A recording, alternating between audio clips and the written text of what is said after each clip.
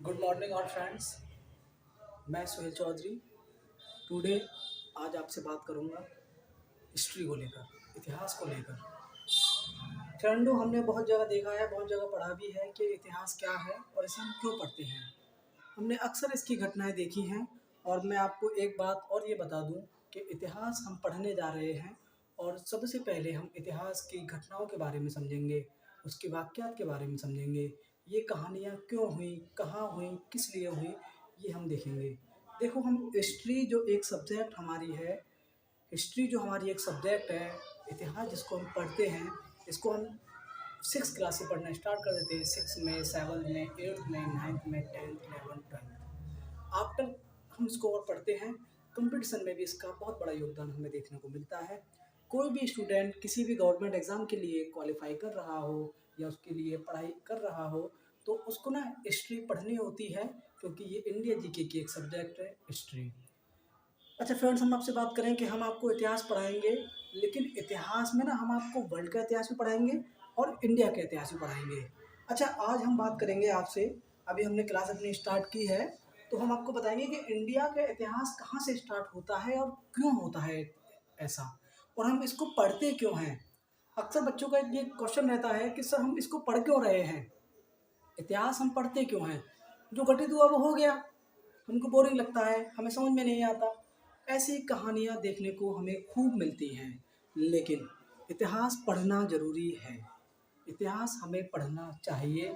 अच्छा, मैं आपको बताऊं कि सिंपल भाषा में मैं ये आपसे ये कहूँ, सिंपल लैंग्वेज में मैं आपसे ये कहूँ कि दुनिया के अंदर या इंडिया के अंदर बड़े राजा महाराजा आए, सम्राट आए, नवाब आए। अच्छा, फिर ये चले गए, ख़त्म हो गए इनका साम्राज्य। क्यों? क्वेश्चन बनता है, क्यों ख़त्म हो गए।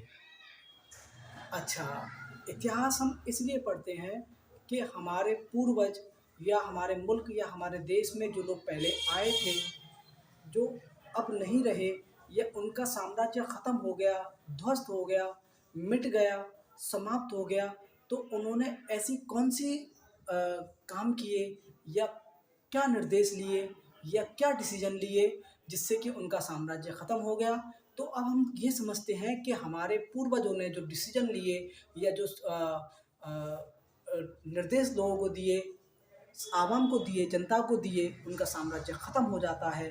तो हमको अब उनसे सीखना चाहिए कि हमें ऐसा नहीं करना है और हमें आगे इनसे जाना है। ये हम सारी कहानी देखते हैं और पढ़ते हैं। तो हम इंडिया के इतिहास में हम सबसे पहले बात करें, तो इंडिया का इतिहास इंडस वैली सिविलाइजेशन से स्टार्ट होता है। सिंधु घाटी सभ्यता, इंडिया का इतिहास हम देखें, इंडिया में जो तारीखें हमें मिलती है वो सिंधु घाटी सभ्यता से हमें मालूम होता है। लेकिन वहीं अगर हम बात करें तो सिंधु घाटी सभ्यता ना ही लिखी गई है, अच्छा लिखी गई तो है लेकिन हमने पढ़ी नहीं है। तो हम कह सकते हैं कि सिंधु घाटी सभ्यता में जो घटनाक्रम देखने को मिलता है, जो वहाँ हुआ, जो उस समाज में हुआ, जो उस सभ्यता में हुआ, वह लिखा हुआ तो है, लेकिन हम उनकी भाषा को अभी तक पढ़ नहीं पाए हैं, उनकी लिपि को हम अभी तक पढ़ नहीं पाए हैं। ये बात हमारी समझ में आनी चाहिए। अच्छा, हमारा इतिहास जो स्टार्ट होता है वो सिंधु घाटी सभ्यता से स्टार्ट होता है, और सिंधु घाटी सभ्यता को ही हम कहते हैं हड़प्पा सभ्यता। सिंधु घाटी सभ्यता हम देखेंगे, और सिंधु घाटी सभ्यता के बाद हम जो दूसरी बात देखने वाले हैं, या दूसरी चीज़ जो देखने वाले हैं, जो दूसरा इतिहास के हम पन्नों पर आने वाले हैं, वो है वैदिक काल। उत्तर वैदिक काल और पूर्व वैदिक काल, ये दोनों काल हम पढ़ेंगे। तो वैदिक काल क्या है कि जिसमें वेदों का उदय हुआ, लोगों ने वेदों को समझना स्टार्ट किया, पढ़ना स्टार्ट किया। हम कह सकते हैं कि हिंदू धर्म के लोग जो जिन वेदों को फॉलो करते हैं वो वेद यहीं से आए, और इसी टाइम पीरियड को वेदों का काल कहा जाता है। अच्छा, वेद आपने सुने होंगे और सब जानते हैं, 4 वेद आए, 4 वेद आए। हम बात करते हैं, सबसे पहले आपका आया ऋग्वेद, फिर आया आपका यजुर्वेद, फिर आया सामवेद, फिर आया अथर्ववेद। ये चारों वेद ना हमने पढ़े होंगे, कहीं ना कहीं हमने पढ़े हैं। अच्छा, हिंदू धर्म के लोग इसी को फॉलो करते हैं, इसी को मानते हैं। तो ये चारों वेद आए, इसी टाइम पीरियड को हम कहते हैं वैदिक काल। और यहाँ जो है वैदिक लोगों का, इनको हम आर्य लोग भी कहते हैं, इनको हम कुलीन और श्रेष्ठ लोग भी कहते हैं। आर्य का मतलब होता है कुलीन और श्रेष्ठ। तो इस सभ्यता को हम आर्य सभ्यता भी कह सकते हैं या वैदिक सभ्यता हमसे कहती हैं। इसके बाद क्या होता है, ये घटनाक्रम चल रहे होते हैं, बढ़िया चलता है इंडिया के इतिहास में। आपको ना सिर्फ पॉइंट ऑफ व्यू बता रहा हूँ, लिखत में बाद में बात करेंगे, और एक एक पॉइंट को ना, एक एक चैप्टर को बारीकी से पढ़ा जाएगा और समझा जाएगा। एक एक चैप्टर को हम बारीकी से पढ़ेंगे और समझेंगे। अभी हम थोड़ा सा पॉइंट ऑफ व्यू के बारे में बात कर रहे हैं, तो मैं आपको बताऊं कि सबसे पहले आता है वैदिक काल। वैदिक काल सबसे पहले ऐसे आ रहा है कि इससे पहले सिंधु घाटी सभ्यता है। सिंधु घाटी सभ्यता हम पढ़ लिए हैं, तो अब इसके बाद क्या आएगा, वैदिक काल। और वैदिक काल के बाद आएंगे जैन धर्म और बौद्ध धर्म, जिसके बारे में आपने बखूबी देखा होगा, समझा होगा, जाना होगा कि जैन धर्म क्या है, बौद्ध धर्म क्या है ना। गौतम बुद्ध के बारे में आपने पढ़ा होगा, गौतम बुद्ध के बारे में आपने सुना होगा, और बौद्ध धर्म बहुत तेजी से फैलने लगा, है ना।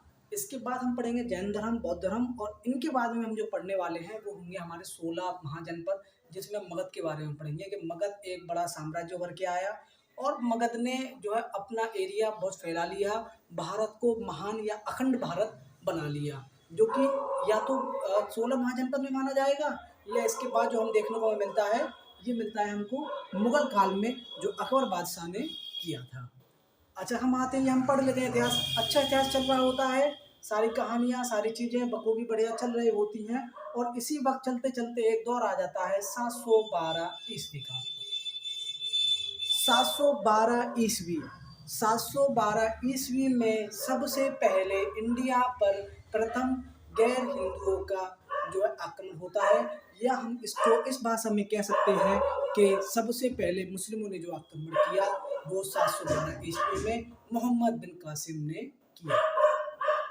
ये टाइम जो है 712 ईस्वी, इससे पहले 600 ईस्वी के एवरेज में इस्लाम धर्म दुनिया में फैल रहा था, क्योंकि इस्लाम धर्म के जो सबसे बड़े अनुयायी हुए, या जो पैगंबर जिन्हें हम कहें, मोहम्मद साहब का जो जन्म हुआ, या उन्होंने जब प्रचार प्रसार करना स्टार्ट किया, या इस्लाम धर्म का उदय दुनिया में होने लगा, तो वो 600 ईस्वी से 700 ईस्वी के टाइम पर पूरी दुनिया में इस्लाम धर्म फैल रहा था।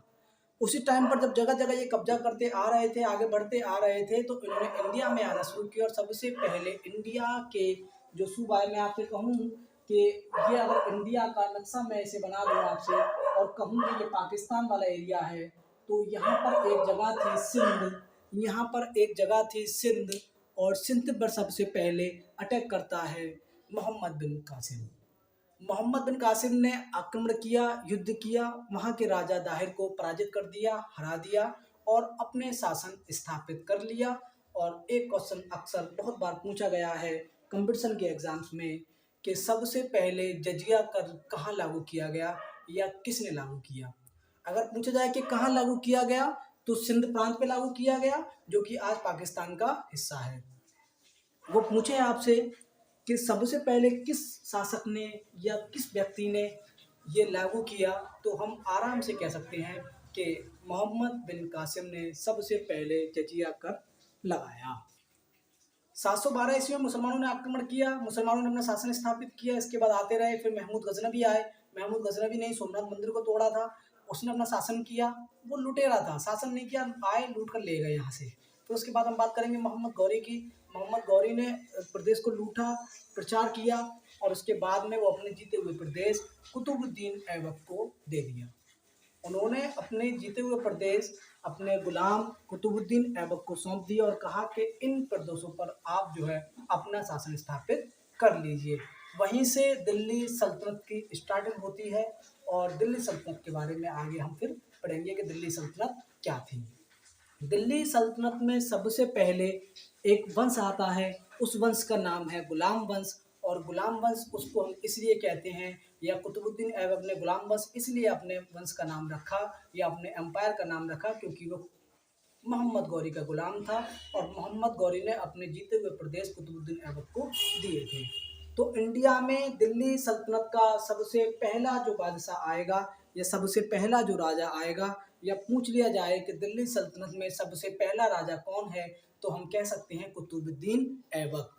और ये बनता है 1206 में राजा बनता है, और 1210 में इसका जो है मृत्यु हो जाती है, इसका जो है इंतकाल हो जाता है। अच्छा, इसके बाद हम फिर देखेंगे, फिर इल्तुतमिश आए, या फिर गुलाम वंश आ गया, इसके बाद आएंगे लोधी वंश, फिर आएंगे खिलजी वंश, फिर तुगलक वंश, फिर सैयद वंश।